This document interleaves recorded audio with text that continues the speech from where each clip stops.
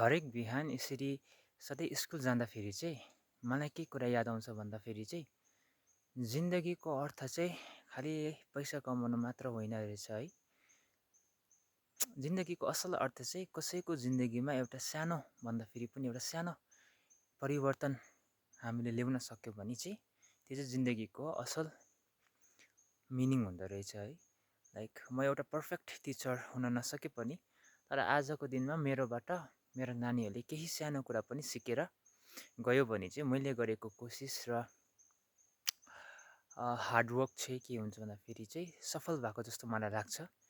अनि गाइस जिन्दगी यसरी नै निरन्तर चलिरहन्छ है, बिस्तारै बगिरहन्छ। त्यसलाई हामीले रोक्न त सक्दैनौँ, तर यदि इरादा सही छ भने चाहिँ हामीले लिएको हरेक सानोभन्दा सानो कदमको पनि एउटा अर्थ बनेर जान्दछ है। सायद जिन्दगीको मतलब नै त्यही होला। सो त्यही आशाले आजको दिन फेरि सुरु गर्दैछु एन्ड तपाईँहरू पनि आफ्नो लाइफलाई एउटा मिनिङफुल लाइफ बनाउने कोसिस गर्नुहोला। Thank you for watching.